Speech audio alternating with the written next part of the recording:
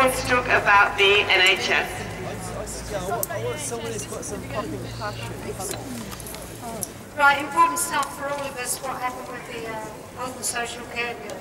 I'm quoting freely in this from Ollie Hoodson's article on open democracy that you can see for yourselves. Ollie did a research report looking at 2 years of coverage leading up to the passage of the health and social care bill, the coverage by the BBC. He looked at the online stuff because of the difficulties of looking at broadcast stuff, but it's paralleled by the broadcast stuff.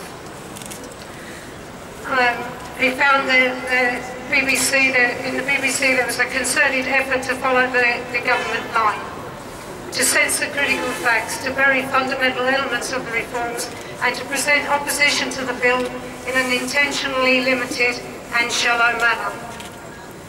Their requirement to report impartially appears to have been fundamentally breached. This is despite the stock response from the BBC saying that we covered the issue thoroughly with 146 articles, including both critics and those in favour. To start with, the changes to the NHS via the Act was not mentioned in the Conservative or the Lib Dem manifestos. In fact, Cameron pledged to protect the NHS. But this, and in fact Michael Portillo admitted on BBC's This Week, they didn't believe they could win an election if they told you what they were going to do. Yet, considering the strong public feeling about the Act, you would have expected the BBC to have explained this betrayal. But there were only 6 mentions of it, and 3 of those were in quotes from critics, so they were indirect. About lack of democracy, inherent in that, only 2 mentions, and only 1 for the NHS. Even a court pointed out that the NHS changes were undemocratic, but this was not cited by the BBC. Despite the many comments on message boards, the BBC's never raised the lack of any democratic mandate to practically dissolve our NHS and give the lot to private companies. The role of private health firms brushed from the picture. The role of Monitor, that's the organisation that's supposed to monitor competitiveness, the actual role of the Monitor and the limits of its what it will do, not covered by the NHS. Actually, Monitor is a team of people from big firms, not mentioned by the BBC. McKinsey, the global management firm, wrote part of the legislation, wrote part of the Act. Much of the 106 billion of the NHS budget much of which will be open to the private sector, much of it's likely to go to McKinsey clients. Just 120 words on this from the BBC over 2 years.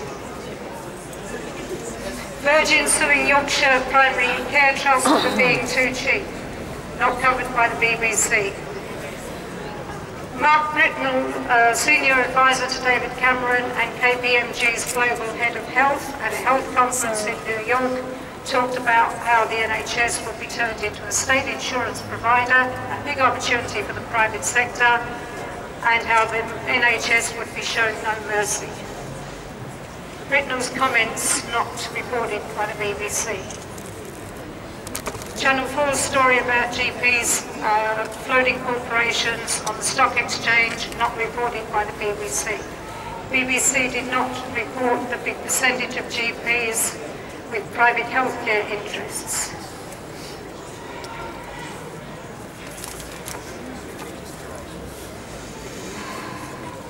The British Medical Association spelled out the marketisation. BBC failed to explain the fundamental privatisation direction of the Act, which is the key criticism of the Act. It seems willful. The smearing of a whistleblower, Professor Ashton, ignored by the BBC.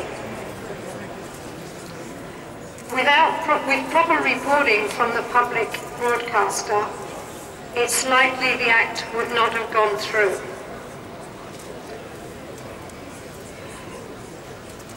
Didn't report donations to Lansley's office, Lansley the Health Minister, from the healthcare firms.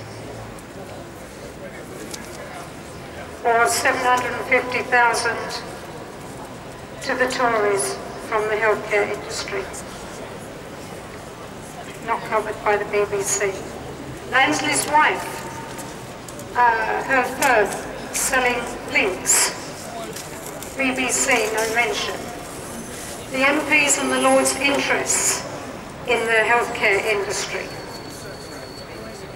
40 Lords, 65 MPs. BBC reporting on it, 0. The head of the NHS regulator, involved with the huge US healthcare interests, no mention, the BBC. Financial interests and political donations are very important factors in this sort of legislation. But the BBC seems to minimise the role of the private sector.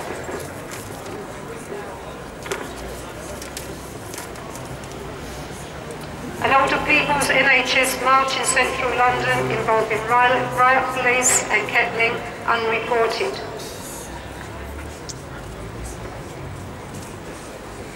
BBC that supposedly empowers GPs, passes, but this was spin rejected by most GPs. The BBC has failed to explain the implications and the objectives of the Act.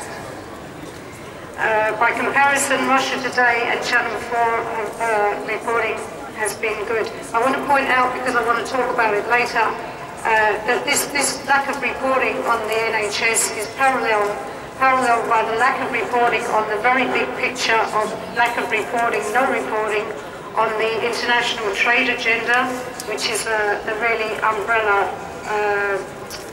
the dominant paradigm for where we're going.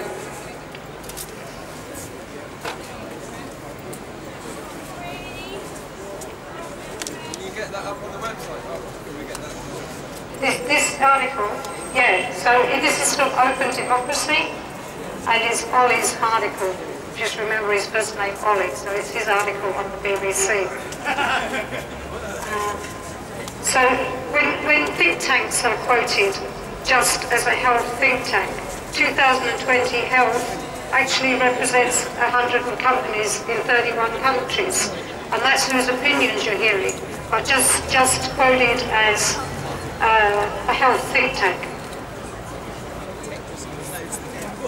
Okay, sorry? Okay. I won't go through the rest of this with you, but I urge you to look at it yourselves. Overall, Ollie found this sort of failure, that the BBC never mentioned or explored the lack of democratic mandate for the changes to the NHS.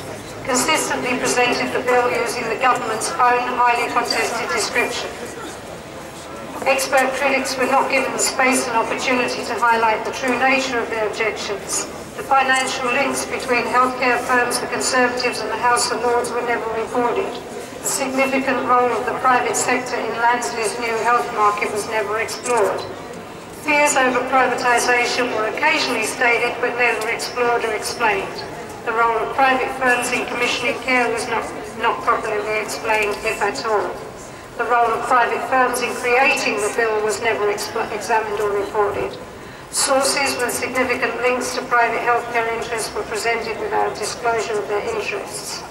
The BBC censored key stories, particularly as the bill reached its final stages. On March 19, 2012, when the bill was finally passed in the Lords, BBC Online published not a single article of news or analysis of the bill. I hope to come up later, as I said, to talk about the BBC's, the key role of the business unit in the BBC, the damage that the business unit does, the failure to report on the international trade agenda, particularly the US-EU free trade agreement, and also the effects that that trade agreement will have on the demise of the BBC itself. Thank